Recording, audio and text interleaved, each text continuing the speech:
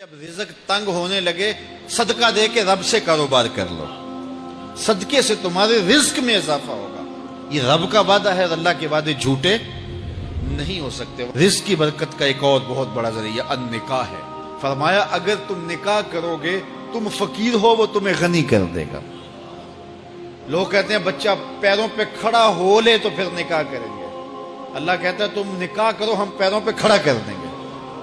ہمارا فلسفہ اپنا ہے، اس کا حکم اپنا ہے۔ وہ کہتا ہے ابھی تو یہ اپنے لیے نہیں کماتا، تو جو آئے گی اس کو کہاں سے کھلائے گا؟ میاں جس نے آنا ہے اس نے اپنا رزق لے کے آنا ہے۔ تو بچوں کی شادیاں کرو، اگر وہ جوان ہو گئے رزق نصیب ہو۔ اپنے اہل خانہ کو نماز کے حکم دینے سے رزق بڑھتا ہے، کیونکہ جو صبح کا وقت ہوتا ہے یہ رزق کے بٹنے کا وقت ہوتا ہے، اور جس گھر میں صبح کے وقت لوگ سوئے ہوئے ہوتے ہیں وہاں بے برکتیاں ہوتی ہیں۔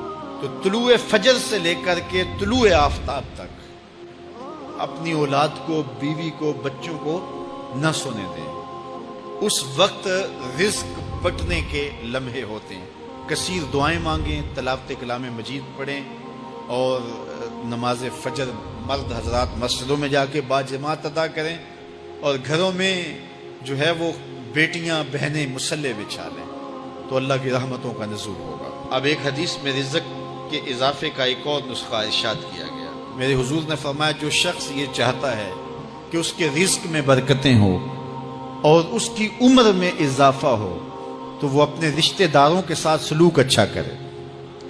رشتہ داروں کے ساتھ اگر اچھا سلوک کرو گے تو پھر تمہارے رزق میں برکت ہو۔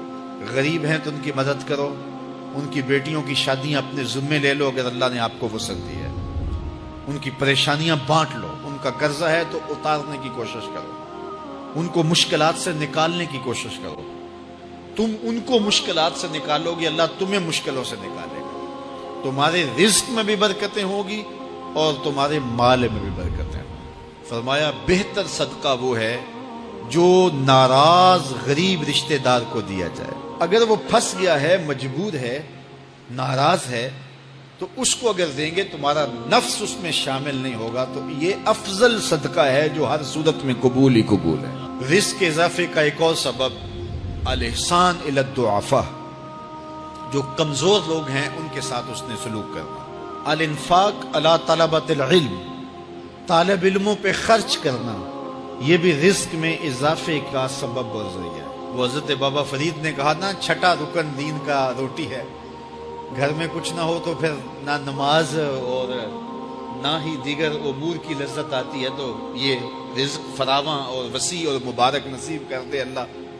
تو اس کے لیے ایک اور وظیفہ میں دیتا ہوں، اور وہ یہ کہ مغرب کے بعد 21 مرتبہ سورۃ الکوثر پڑھ لیں، کثرت ہو جائے گی انشاءاللہ۔ اول خدوشی پڑھ لیں، 5-7 منٹ لگتے ہوں گے، تو سورہ کوثر 21 مرتبہ روزانہ مغرب کی نماز کے بعد پڑھیں۔ اور اگر بہت زیادہ مسائل ہیں تو ہر نماز کے بعد پڑھ لیں، تو انشاءاللہ آپ دیکھیں گے کہ گھر میں برکتیں اترتی محسوس ہوں گی، انوار کا نزول ہوتے محسوس کریں گے۔ تو یہ وہ رزق کے اسباب ہیں، اگر ہم اختیار کر لیں تو ہم اللہ کی خاص رحمتوں کے حقدار ہوں گے۔